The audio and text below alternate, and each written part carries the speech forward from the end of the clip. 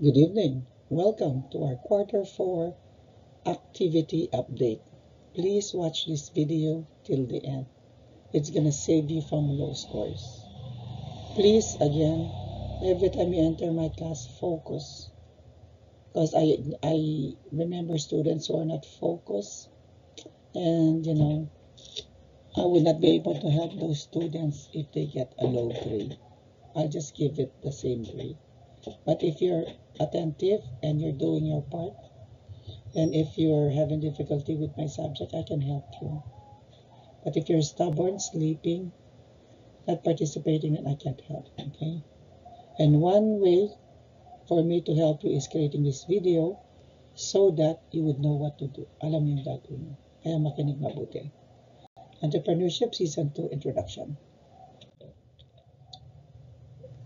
Meron tayong page. Be a member.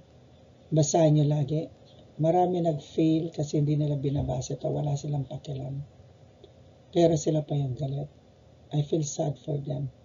Kaya wala kayong bonus sa akin this third quarter. Yun lang may bonus sa akin, yung hindi mareklamo, pero nagbabasa ng page. Nahihirapan lang sila. Okay lang yung mareklamo kasi hindi mo naintindihan. Pero pag hindi mo naintindihan, nagre-reklamo ka kasi hindi ka nagbabasa ng page, hindi ka nanood ng video, ibang storya na yun. Kaya be member of this page, read the contents. Nandyan na yung kailangan yung malaman. Isa sa mga gusto kong i-focus nyo rin yung laman ng page. Fourth quarter meron na yan. Download nyo lahat yan, basahin nyo. Lalabas sa exam yan in 2 weeks. Download nyo yan. Meron yan course guide, meron yan lecture 1 to 6, at meron yan class record to help you. Complete, do self-monitor. Ito yung step by step ng ating completion ng task. So, first is step 1, we will use your same notebook. Step 2, ayusin yung same notebook ninyo. Tanggalin yung mga sira-sira. Linisin ninyo, dapat presentable.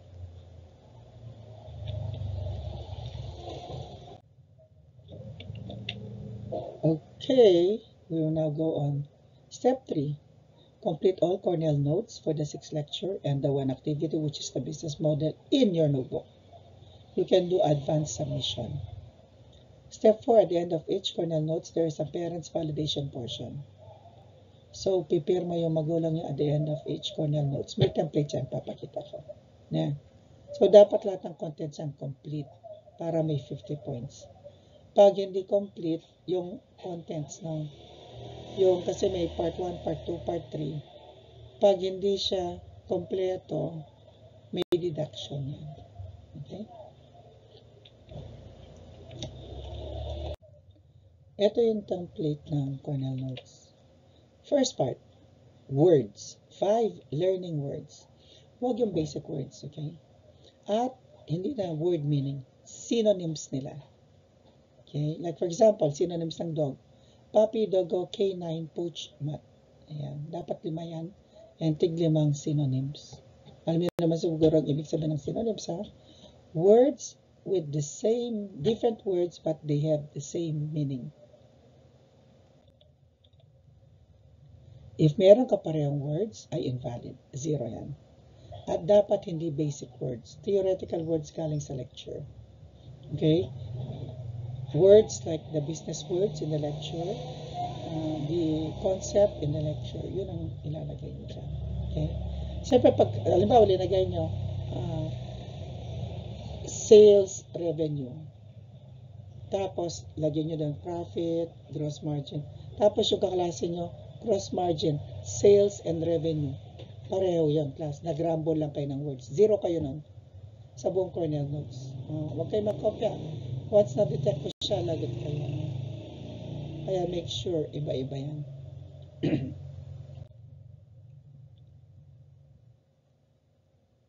Next is thoughts about the lecture. Okay, so ito yung part, anong part ito? Part 2 ng Cornell Notes. So yung unang part, words, synonyms. Second part, ito yung ideas nyo, yung mga na-discover nyo, natutunan nyo, gusto nyo pang matutunan. sa lecture. Thoughts about the lecture. 5 sentences yan with 15 words each. Or pwedeng isang line, dalawang sentences, 15 words dapat talaga siya per item. Binords ko na siya para wala nang naliligaw. Hindi ko bibilangin yung words 4 letters and below. Like yung of, in, at, and, that, what, hindi. Bibilangin ko lang yung words ng 5 letters above para tumibay yung vocabulary nyo at pag-construct yun ng sentence. Maliwanag yan, ha? Pag may kulang, syempre, may deduction. Pag may kulang na word, may deduction. Pero kompleto yung 5. Pero pag kulang, 1 to 4 lang, kulang ng isa, 0. Para yung words, may 5 words ka, tapos may synonyms ka, 4 lang yung isa, 30 points. Pero pag 4 words with synonyms, tapos kulang ng isang item, 0 siya. Dapat complete. I hope that's clear. And yung last part ng Cornell Notes,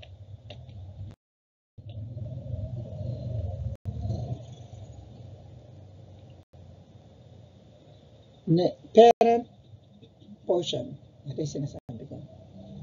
So, name of guardian, signature, uma-under na cellphone number, yung pwede kong tawagan, oras na pwede kong tawagan or text. Like every Monday or 5:30. Kasi i-validate ko yung notebook nyo. At i-validate ko kung mag-absent naman or naka-work immersion, etc. Basta gusto ko silang makausap. Graduating na kayo. Invalid ang number na di matawagan or text. Ito. Cheating na yun. 0. Yung buong Cornell Notes mo. Deadline of Cornell Notes, every week kayo magpapas nun. Every Monday. Kasi yun ang start ng teaching week ko. So this week, kailangan may Cornell Notes na kayo sa March 17 para ma-discuss ko at makasabay kayo sa week na yon. Third quarter, medyo magulo pa kasi hindi pa kayo marunong sa Cornell Notes at sistema. Ngayon, alam niyo na. May Cornell Notes para mayroong participation at advanced reading. So, ang first Cornell Notes nyo ipapas nyo, March 17. At tatatakan ko siya. Hindi ko sila babasahin. Tatakan ko lang na evidence na nag-pass kayo on time. Babasahin ko lang sila at the end of it or before the unit test happens. Okay? So again, sabi ko, complete 50 points. Complete yung items pero may missing elements, word count, or missing synonyms, 30 points. Pag may kulang na item, 0. Okay? Sorry. Pag hindi uma-under yung number ng parents, 0 yan. Fraud yan, cheating yan. Okay? Sir, 6 yung lecture. 6 ba yung Cornell Notes? Tingnan natin. For each Cornell Notes, you're gonna read 2 lectures. Kasi March 3, unit test natin. So, 1 Cornell Note, ang laman niya ay lecture 1 and 2. Deadline yan, February 17. Cornell Note number 2, February 24, ang laman niya lecture 3 and 4. Hindi maraming laman yun, sundan yung template ko, ha. Bagamat lecture 3 and 4 niya, yun lang template kong laman ang hinahanap ko. Hindi extended version. Like 5 sentences with 15 words each, 5 words with 5 synonyms each, and parents validation. Yun lang. And Cornell Notes, deadline March 3, lecture 5 and 6. Sabay yan sa Cornell Notes lecture 3 ang unit test or exam. Kung matutuloy dyan. Yeah?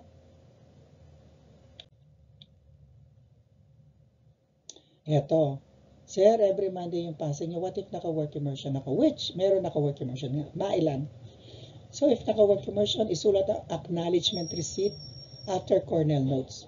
Diba, after parents validation, meron itong isa pang part. Dapat magkasunod ito.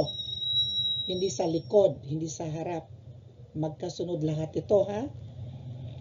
Ito siya. Kapag wala nito, considered late or meron deductions. Ito yung template. excuse letter for work immersion quarter 4. Name of learner, kayo yon.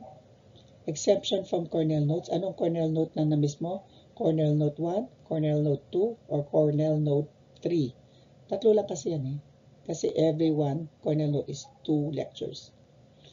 Date kung saan ka nag-work immersion, kaya hindi ka nakapag-pass. Either, example, February 17 yung deadline, naka-work immersion ka, from 17 to 19, edi lagay mo 17 to 19 February. Pangalan ng work immersion teacher at pirma niya. Kasi tatanungin ko siya. Pag wala yan, considered late yan, may deduction. Okay, pag wala yan, as in, deduction na lang. 30 points. Alam niyo naman, pag deduction, mabigat na yun. Mababang grade. So, yun ang para lang sa mga naka-work immersion. At ilalagay lang yan pag absent ka kung naka-work immersion. Hindi yan ilalagay kung present ka at nakapag-pass ka. Kung absent ka naman, hindi naman naka-work immersion, pero matamad ka, dakalsangkan, maraming dahilan, absent ka. Marami tayong ganyan. Kaya nga ang dami zero sa third quarter, alam mo yan. Eh kung absent ka naman sa araw ng pag-submit ng Cornell notes and other activities which on Mondays, kailangan ng excuse note after the Cornell notes na di ka nakapag-pass. Sundan ang template. Ito siya. Name of learner, ikaw yan. Cornell notes kung saan ka absent, either Cornell notes 1, Cornell notes 2, or 3. Specific date na absent ka. Yan.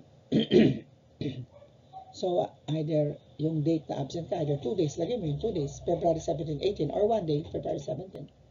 Araw ha. Name of guardian, signature of guardian, ayan, magpipira na naman siya. And contact number na pwede kong tawagan o i-text. Kailangan ma-under yan. Pag naging successful yan, wala kang deduction. Okay? So, dalawa na yung pwedeng excuse letter nyo pag naka-work immersion. May template yun after Cornell notes. Or pag absent ka, eto siya.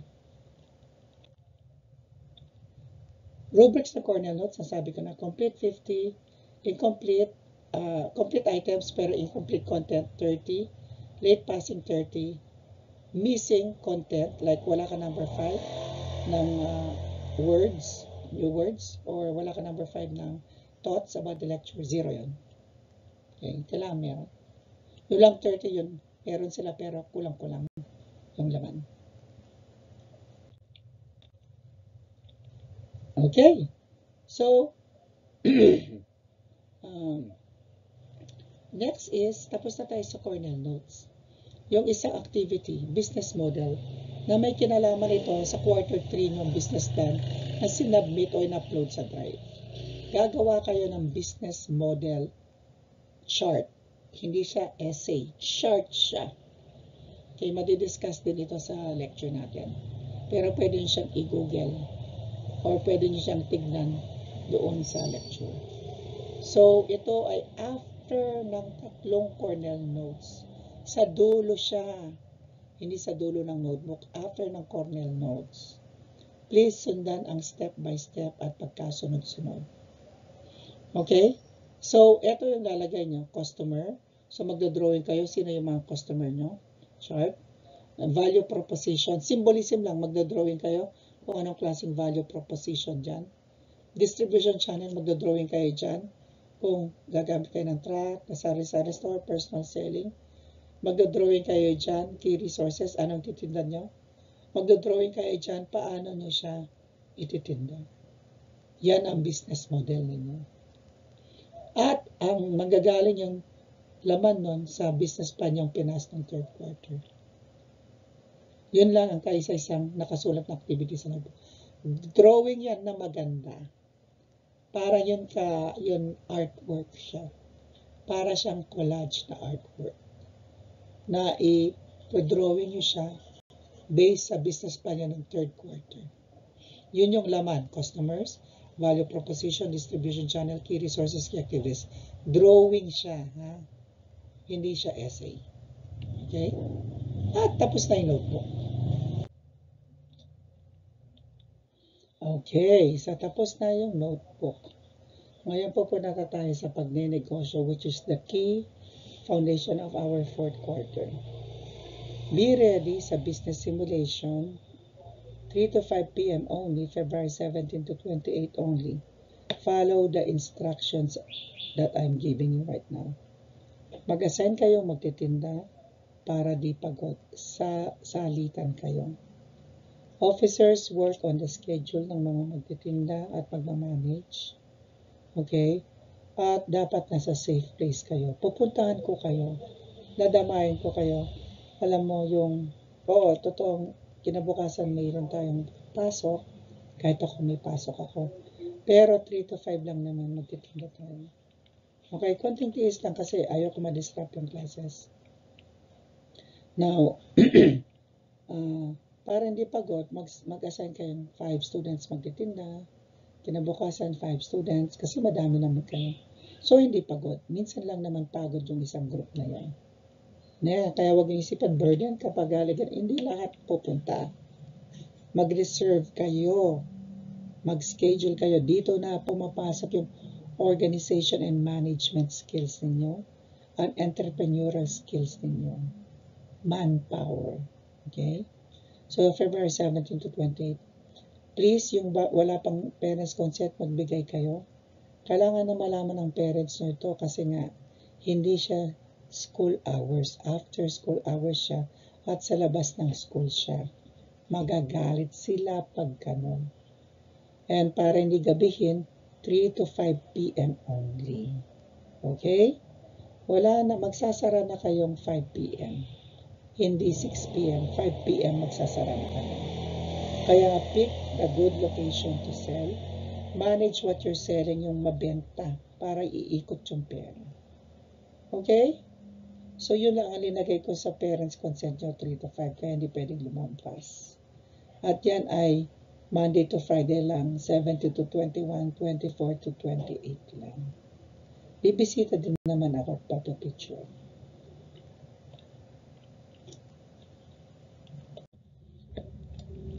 Pagkatapos ng 2 weeks, i-print nyo yung financial report ninyo at ipapasok March 7. After yan ng unit test. Again, ibang grupo na naman gagawa nito, ha? Huwag yung pagurin yung isang group o isang tao. Pero kailangan iba't ibang task to complete it.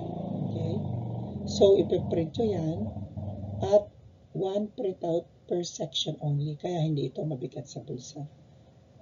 That's the first part. Second part is, upload nyo yung soft copy sa Drive. So, dalawa yung pass nyo, hard copy and soft copy sa Drive. March 7 yan. Yung hard copy ipapasa sa oras ng class ko. Hindi sir, pwedeng pota, pwedeng ali. Gawan nyo na yun. At yung PDF, sabay din yan.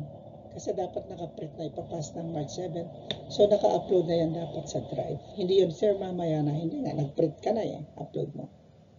Okay? Sir, saan yung template ng financial report? Yung ipiprint namin at i-upload na soft copy. Nasa page. Download nyo yan. Yeah. Okay, ito yung itsura niya. Nagbago siya, class. So, ito yung cover page. Ito yung second page. Tignan nyo yung header, yung section, at yung templates niya. Edit nyo na lang ito. Please, yung spacing. Dito sa side, yung location, yung mismong store sa kayo magtitinda picture, at yung map saan kayo mahanap. Yan siya. Second page. Mind the balancing, ha? The spacing. Okay, ito yung third page. 10 items ito. 10 pages yan. Kasi 10 days kayo magtitinda. So, na-discuss ko na to. Tignan nyo lang yung dating video. Yung dapat 1 page lang per financial report. Yung picture, pwedeng madami. Naka-collage yan. Pero dapat kasya sa isang page.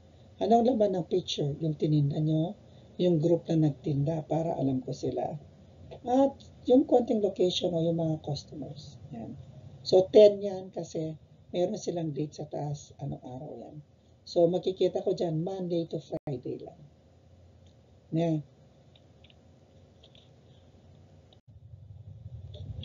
At yung last page ng financial report ay yung dati pa rin, ito nag-same pa rin, yung summary ng profit.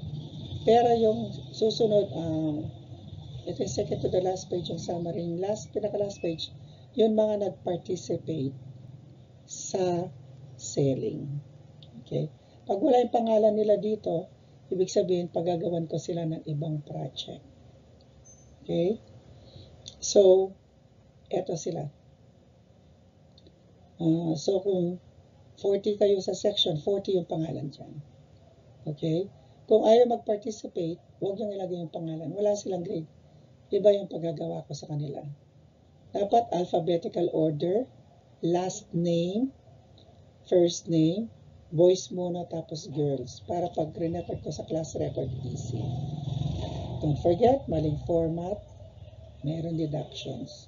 Sobrang maling format, 0. Okay? So, yun ang laman ng financial report na piprint nyo at isa-send yung soft copy sa drive. Ito na naman yung self-monitoring class. So, ito nakikita nyo, written task, performance task. Kita nyo, nandito yung Cornell Notes. 1, 2, and 3, Cornell Notes yan. Kikita nyo may lecture 1 and 2 for Cornell Notes 1, etc. Unit test, ayan. Nalagay yan. Mangyayari nun sa March 3. At yung mga week 1 and week 2, ito yung tinatawag na financial report. Ito makikita doon sa printout. Ayan. Notebook, ayan, neat notebook, 50 points yan. Nandun yung hindi lukot, complete yung laman, may picture.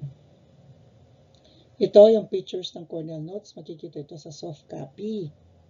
Ayan. Ito, business model, nasa notebook ito, yung drawing, sinasabi ko artwork. At pag nag-print kayo, ito siya, may grade yung printing. Okay? Ito yung calendar. Pansinin nyo, next Monday, 17 na. Yan. Nakikita nyo, every Monday meron siyang deadline. Cornell Notes 1, 24th, Cornell Notes 2, March 3, Cornell Notes 3, unit test na yon.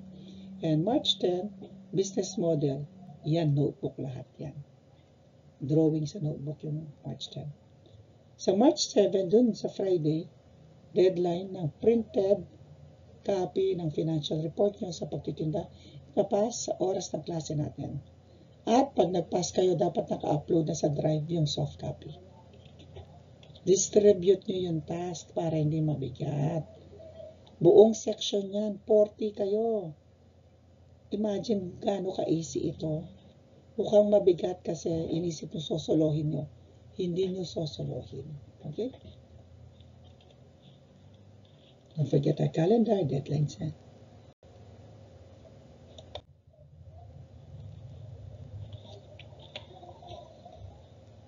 Yes. 1 for 3, I love you. 2 to 4, today, tomorrow, and forever. 7-3, grade nyo pag wala kayong ginawa. Good evening, have a nice day, and good luck sa 4th quarter. God bless, my dear students.